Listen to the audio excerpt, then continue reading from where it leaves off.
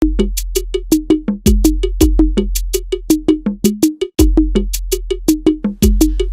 Makon, OYI Makon, OYI Makon, ota ekole, OYI Makon, ota ekole, OYI Makon, OYI Makon, ota ekole, OYI Makon, ota ekole, OYI Makon.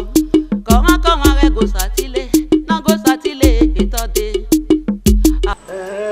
Yami na tadi ke. What was you me?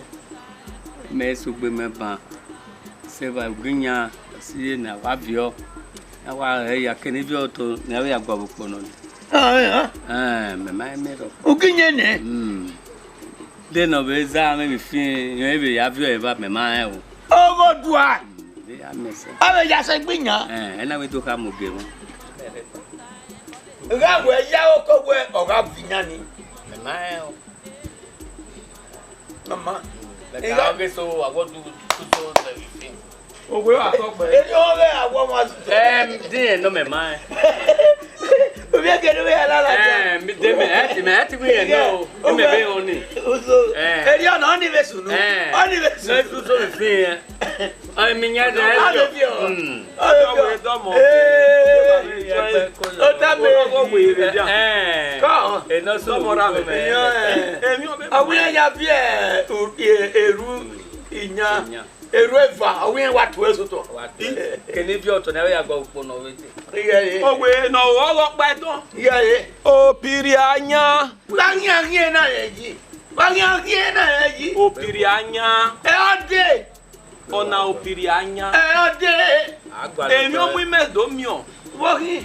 Okwe ya Ma ya ki. Tami. No debi. O ha me wo mo pa ni me. Iya ajo dugbo ni are. Iwa ke imamio. Metobo me jore nesi ni ayagwa lehia. Epo pa ni magwa lo mugbo. Imamio ya hata moro he. Ya ha ka wi jo mo pa wu. Na so buwe ade. Na he mejo na la ogwo. Agibe na kyo. No gibe du adu na we mo go du eni ka o. Aga mi to e. Ma ho se gbo we. Aga mi te ya be. Ma ho. Wa tope. Oko. Ya tu lewo no se o. Ami o to. La ogwo Ka we na elu we tare na. Aga te ya. Ma ho. La ho be. Aga te ya. We be gwa logwo e. Oke ma meti la ho. Aga ta le ya. Aga mi te ya. Look at tope. Aga mi te ya. Ara mi te ya o. Ge ma tope. Oge fa me. Nekiri. Awa do na. Ami o to. Eni ka wala ho. Wala ho. Ni ka gwe na. Wala ho. O Saugwe. Otimi. Ibo ni tama we. Edo mu yere wa gba lokere no ari ogwa. Okay. La ke gwa lo si awti. Edo mu yere. O Saugwe o. O Saugwe. Iya le ilai. Abuna gwa ebo we na gwa le. Ayi gwa le. Where they come pass. Ika geni ne. Lari. Pa yo bare. Lari. Edo mu yere. Sagwe. Bene mi na ije na ni ha. Aso agwa le ne. Ya. We gwa le dia.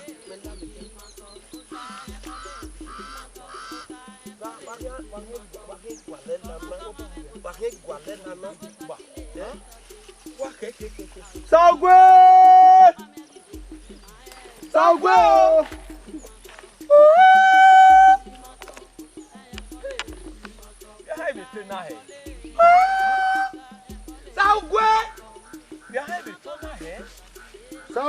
Saugwe.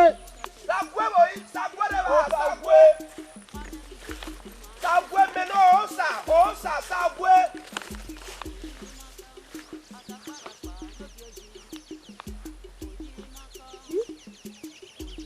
Sagwe. Oko. Sagwe ra tie we sagwe. Saugwe. Obi akana iwa lama. Saugwe. Agwera reva era sagwe. Sagwe. Sagwe bije. Egbe wa gwe me o me je ti.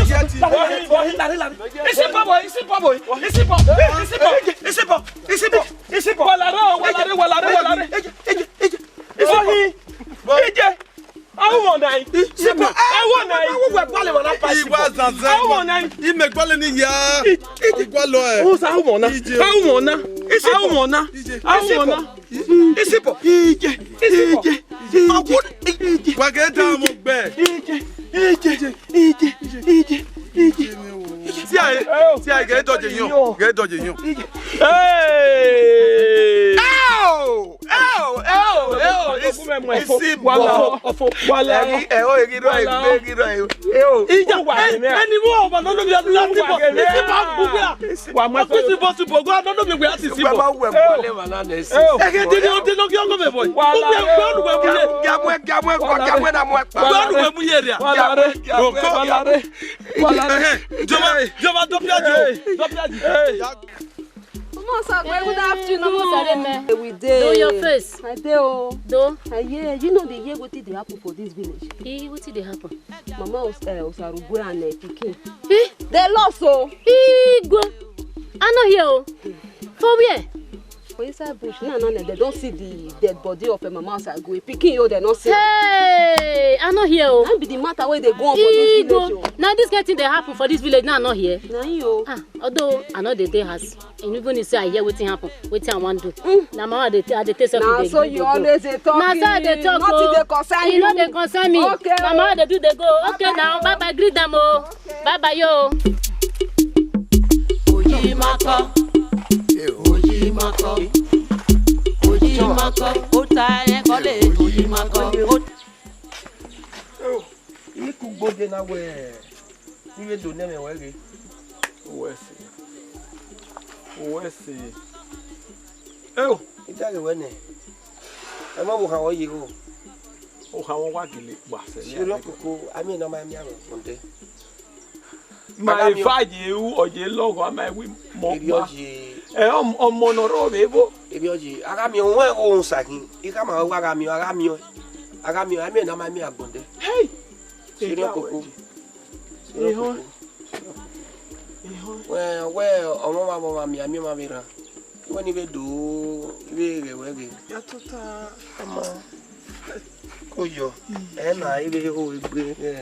eri ami mi wa gbon. Ichi. E ti fina mo mi na. Oso tuna. Ifi o ta ne muzo.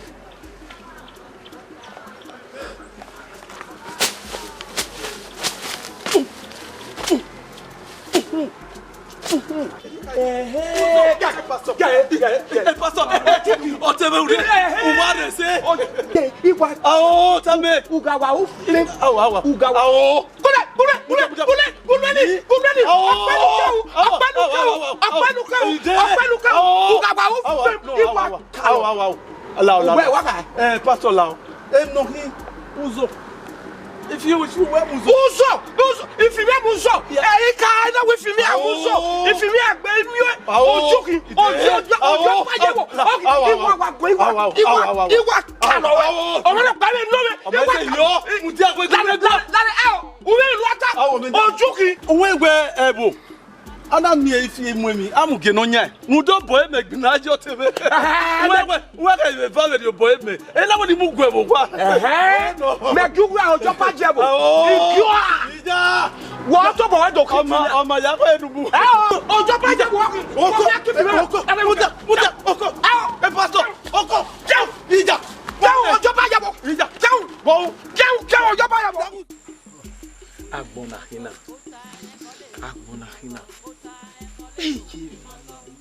Mo pabe mo iwaro wa. Omo ero. Amero yin ajo yan mare. O iseti. E ki ona ga ere hewere. No pare hewere. Ihe wi ga o.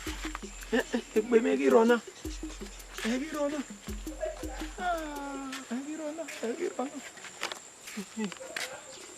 Ona ga gumelo. ya wa riri ni hegwere ni wala yin na gbore ona ya ra Ichi eti fina mo mi na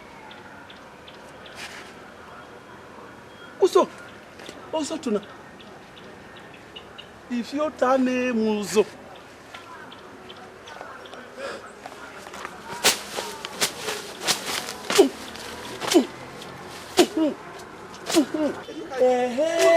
Pastor,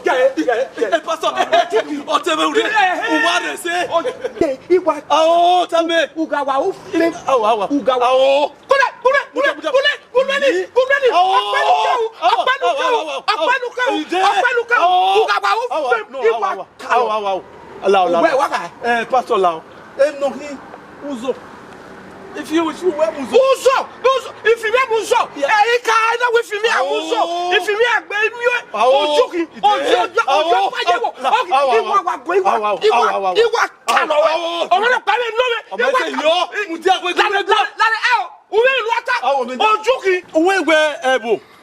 Ana mi efi mwemi amuge no nya mudo boy me gbinajo tebe we ka be fa be boy me e na woni mu gwe bo kwa me juwa ojo pa jebo ikio ija wo to bo do ko ọmọ ya ko edubu ojo pa jebo oko oko e pastor oko ija ojo pa jebo ija bo ojo pa jebo me wa be wa Ojo we ato ko. Why are Babasi? I want to me, everybody Conaba. Every Conania, why am I? Lawo ime ni awa. ija uwe gbota yo jun wonu a Gumegun. why on say ojo we gbon we na gbota yo nu Ojo we lawo. Iyo ni wa tene kere ma wo. de odi kedo we ze Isibo. isibo Iwe ni gari e. isibo wona ha Ni ya fe no mo ga so wa ni me na be kin filega. Me wa ga isibo be wi fi me. O so wa robo e ina dai. Ina we bo ahun na. Ya siasiko. E na wo ma gure wan I kale gineba. Nda we ojo baje wo. E no. E we ni ka gege kama we odun we wa tok pe. Sibo. ojo we Why they can't say you know TV ya zafi. ojo we ato pe mata gele no ojo wa me be imuzo so ko me no ya sunu e we ebo pa ma ya ji me yinu gbe da uzo wa tu pe wa me de gbe paluzo we if you want muze emina ihe bi adi kwa ja ta pa fi muze e na gbejo igbe ni mete mugebo wa go video boy me se bi lele na lele be Era bi yo nyafia. Era bi yo nyafini. Ojo pa jebo. se bi lele na lele be bo e na izo na kana ugbo ya oje mi nwi ya o wa do bo oji ya muzo gwebo ba e ti amu bi aso wi me aka uzo ya boy Era bi yo okun fini ye. unu eli Era bi yo nyagbo a. Oja ko je mi mi. be uzo e na mu ne imamuzo e ti ate do emu miege deden weke kweni final wena wa nwelena wa miege uzo miego wa wa we tota wa fun waka deden weke gbeni miego na Tota uno ese. Ono ese. Ono tase. Dada weke kun fi. Dada we we fo waka we. Ojo we pa ma jebo. su gbi ne do ma mi fini wa hun lele ya fefe gune Ama we are me na ye na Owe atope. Ope ana. O ate ana gbedo ga ebe bo bopa. Iyobo. E ate ho no Oga ma gwale. Ode. ite la no E oya. Tota ni gbe wa tota. gune Tota. Aga we ya. Aga we. Era bi to nyagbo ya.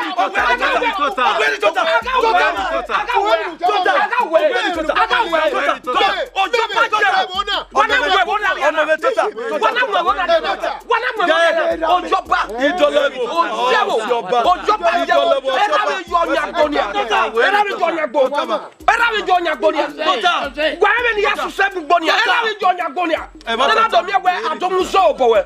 Ina we ni sie jodo we.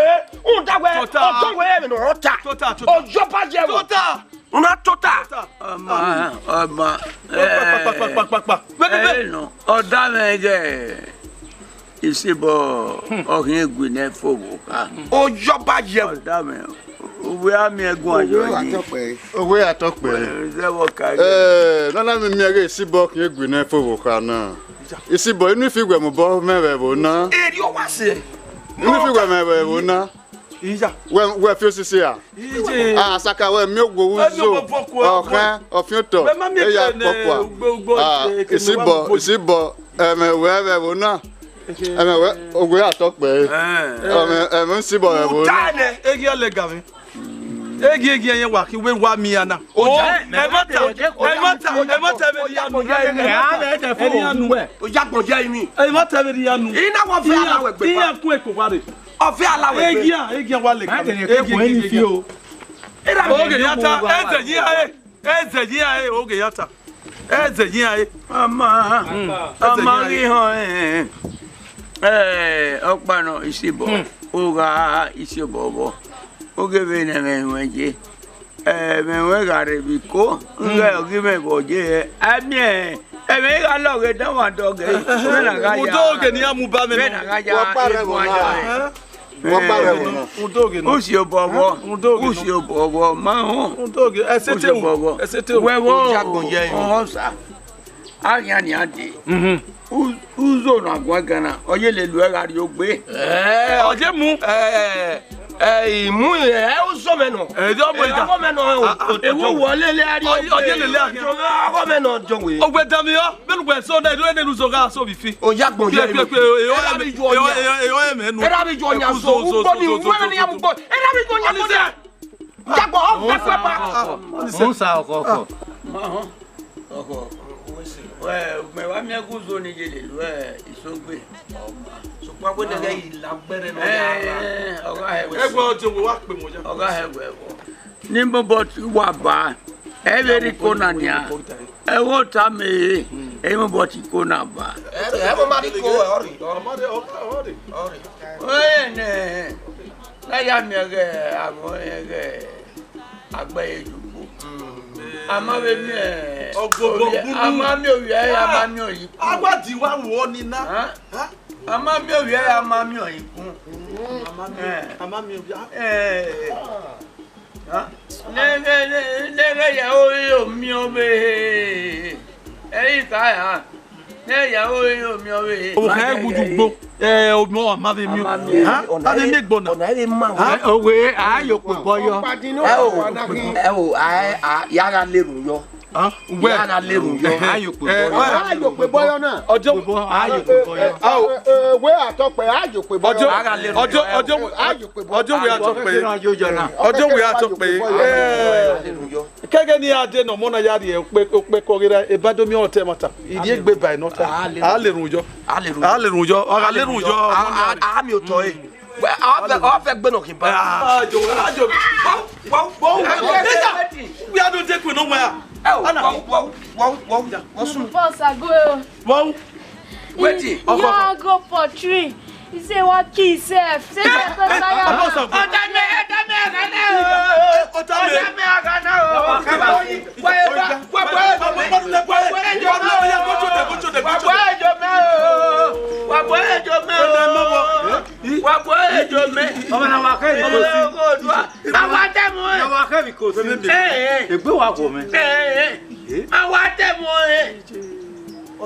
awatemo etiga baba ya ina wene ya oyo imiowe o we wa ta fo ban eye ya oyo imiowe ni je sebe wa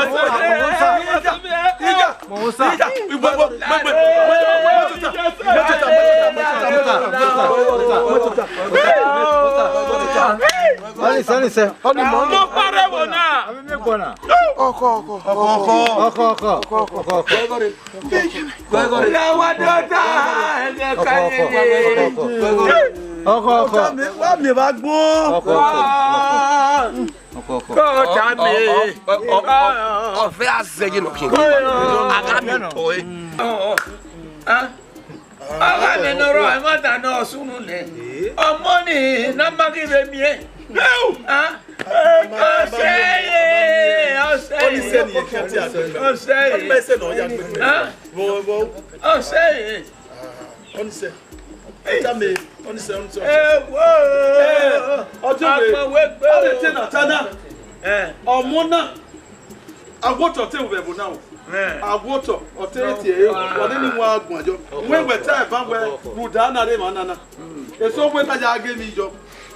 Where no see no be ajare ana agbalo ikosi amami awon na working as pele awoto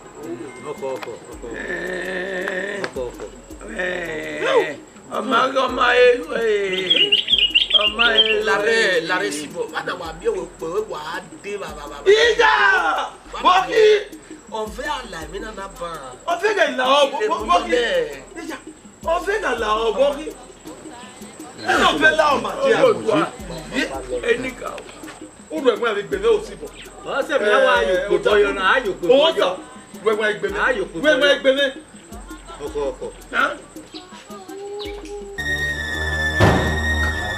osagwe anyway na kioka o kame mu o kame pa me mu mere ya ga ge wa je mana pa ọmọ na yan gbi si yen ugbo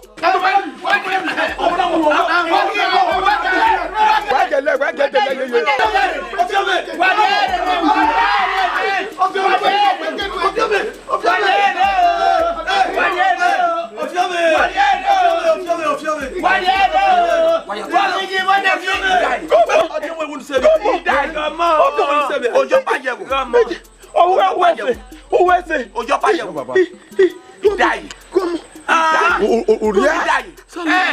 Salopo.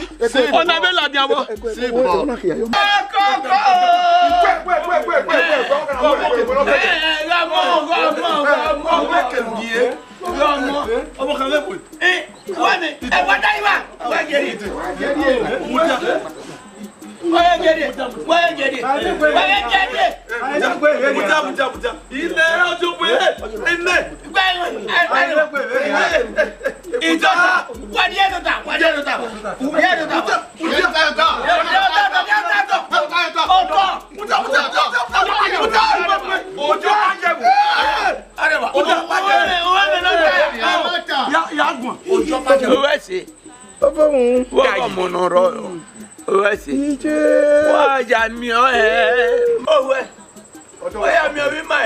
ọjọ́ we wa tọ́pẹ́ yìí ẹ wo wa tọ́pẹ́ yìí ọjọ́ we iye owi ẹ̀wò náà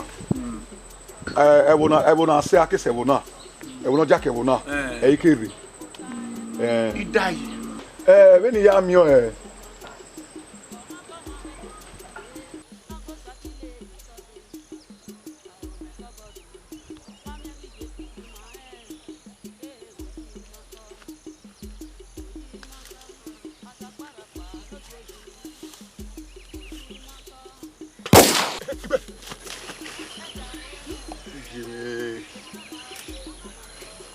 Vous me laissez bon. Oh God.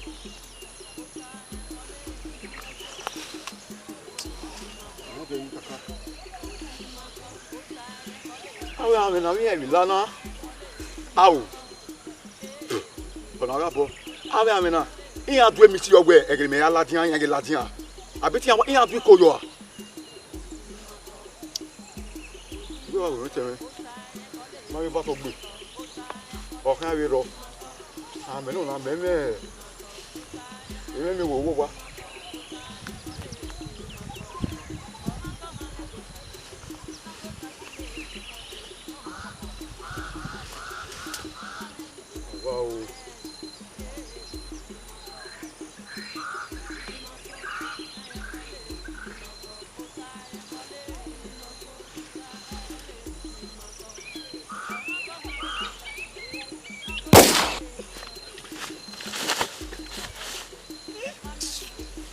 Mettez où est non?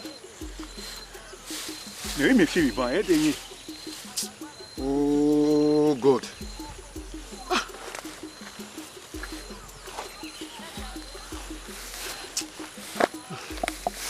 Ije.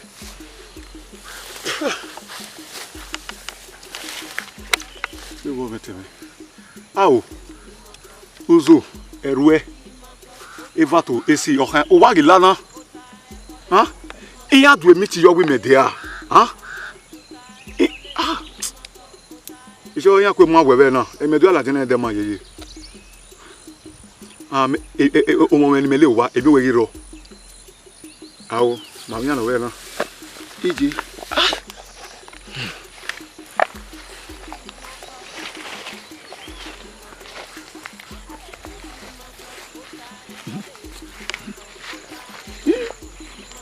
Oni.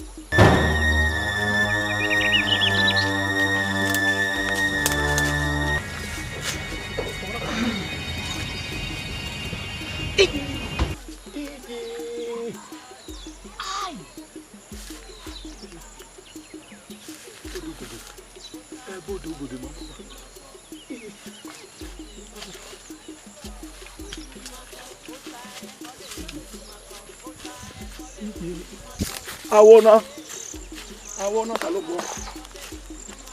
Ni do ba me wa, awona gbo mo wa.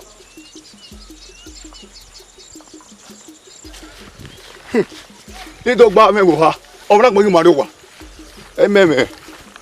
O wa mai si.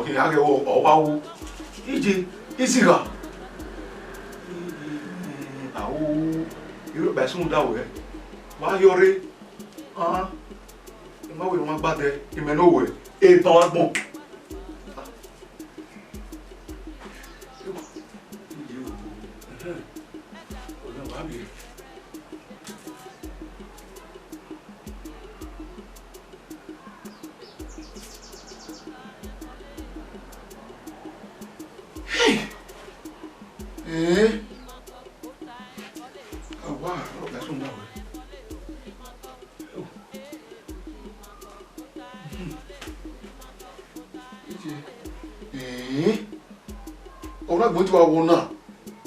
You know, we teach. Amen. Inside here. Yeah, family are away. Yeah, keep pushing my leg. Can I move you?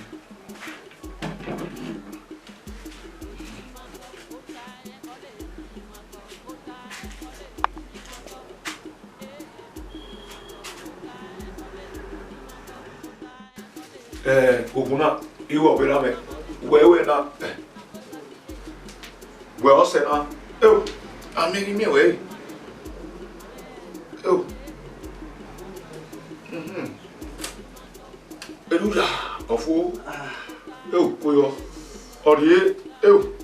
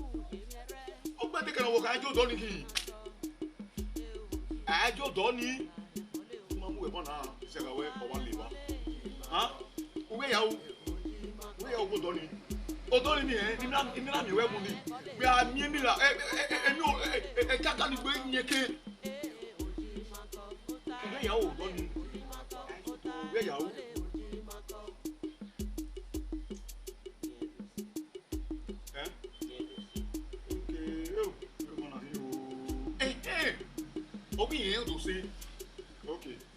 Make I use English. The year. I say that place where I go carry you go. That boo. People don't go that side. People will never go that side. That place is danger. Not be small. What you go do for that side? Only do one. That place big meat next to that place. Big meat we got key that the way I carry come house I don't feel drawn. What you go do for that side? Tiger. All of them on that side they did. What you go do for that side? We say at the corner, I can see you. What you go? That is so. She come and say that. Then she come call me come outside. Say she want come and say me I go with the guy. Say Gary there. I thought tell am say Gary not there. Then she come say Gary not there. Tell her go and say she want come and so as I thought tell am say I no dey go, she come beat me. Say me that go ready no dey go. As we got ready to go farm, then she called the road some food for ground. Then we got go another side the road some for ground. As I don't look to my own finish, this don't food. As I ready finish my go meet am gather go house. Then I see, I not go see her for there, but where I can leave her. Maybe she died come leave me. As I told they go, I can't see she and one man. The man called the person next to her. Join grand. Next thing as I see my mommy don't take ground, the man want stand up before one. Now me start to the run. As I dey run. You see get go? I don't run. I can't tire. Maybe I can't rest before. As the man, I don't know if the man still they follow me for back. Oh. The man be one press me join ground. Oh. Me can't run. I can't reach one big place, one big forest. First he rest today. As I rest, I don't know say the man still they come. I think say they all come up say they go save me. As I don't rest before I be one sit down, so the man call take press my neck, call carry me join ground. I can reach you more. And there, but I don't know where I call it. Oh, it's oh. How can you man about? Eh? That means you don't know whether I want me there now or you don't die. Oh! Oh! Oh! Oh! Mama, make I test I come back. Yeah? Make I go prepare food. Tomorrow, na Johnny. Call. It's there. Oh! Ero ya sunu ojo we wa to bere o sunu ma ka ma wo fe gwe pa ida we ji e ma ta tinu o reckon biye wala ojo ba ye wala wo ke le gbija mo na ya mune sun no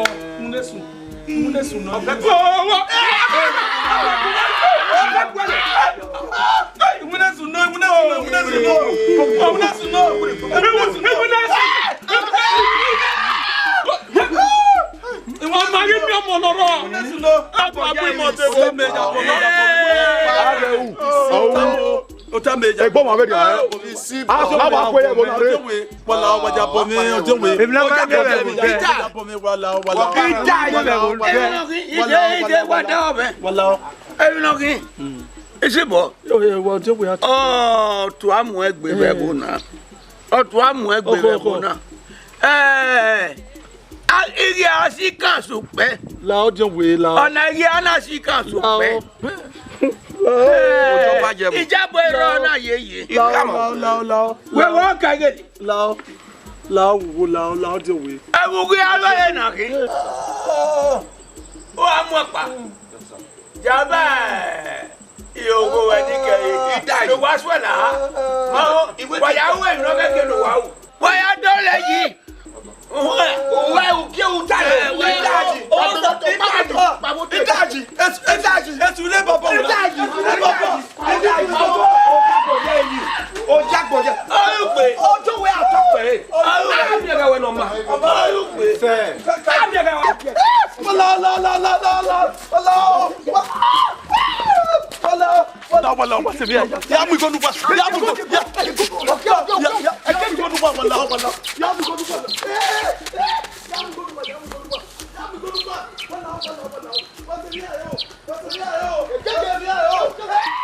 All the veterans. Entertainment. All the veterans. Entertainment. Waya wa be wa wo.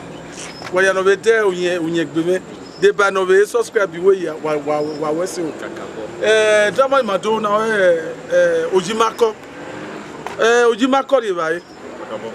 But Emma, even no ma.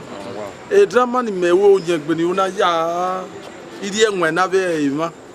Where if near unage mani aban ni asio bobo ni ka be ulele oni evereki even no bi ni bun abi over ni magba we na ya hi ya ni bun ya wato ya ni bun ero bo ni ma ke location re ma don fi yo ke no ma fi eri ba na e pa oye gboma ato wa ya wa ona kisli yon zelelima ono na naga ije twist ije twist na ki ona destiny o even na ki Kester pa Jasper of Menye so anyway wa domo ni bu yero ni ma ki awu wala awu wa I tebe YouTube or ano la tele cassette wa bi encourage ma wala happy ma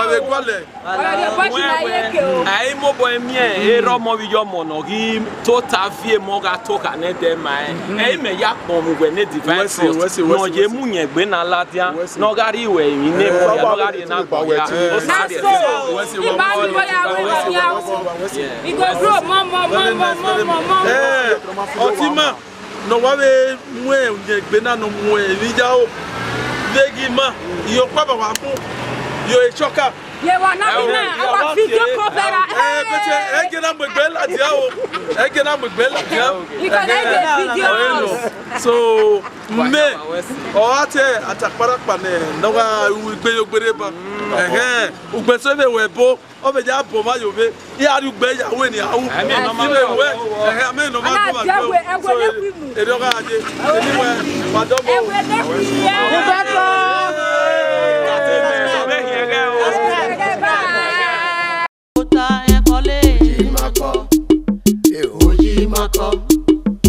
Oyi Makon, ota en kole, Oyi Makon.